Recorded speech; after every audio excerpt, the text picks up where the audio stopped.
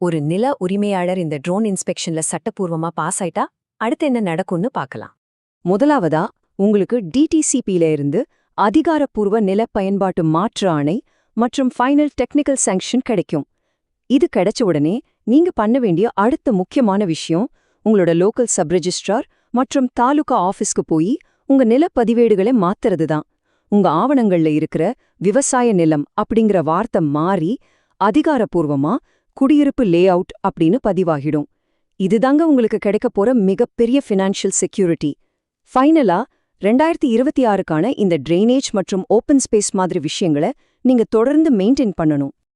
புத்திசாலித்தனமா உருவாக்குங்க, சட்டப்பூர்வமா பிளான் பண்ணுங்க. இன்ஜினியரிங் அறிவியலையும் அரசாங்க விதிகளையும் நீங்க சரியா பின்பற்றும் போது மட்டும்தான் உங்க நிலத்தோட உண்மையான மதிப்பு வெளி உலகத்துக்கு தெரியும். நிபுணர் பிரேம்குமார் மணிவேல் சொல்லியிருக்கிற இந்த வார்த்தைகள் இங்க எவ்ளோ பெர்ஃபெக்ட்டா பொருந்தது பாருங்க.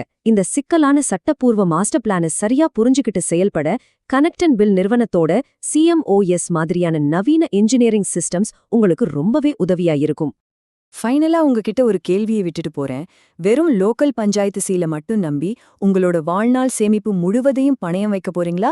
இல்லனா அரசாங்கத்தோட இந்த 2026 மாஸ்டர் பிளானை தெரிவா புரிஞ்சுக்கிட்டு புத்திசாலித்தனமாவும் சட்டப்பூர்வமாவும் உங்க ரியல் எஸ்டேட் இன்வெஸ்ட்மெண்ட்டை பாதுகாக்க போறீங்களா? நீங்களே முடிவு பண்ணுங்க. இந்த விரிவான அலசல் உங்களுக்கு ரொம்பவே பயனுள்ளதா இருந்திருக்கும்னு நம்புறேன். மீண்டும் சந்திப்போம்.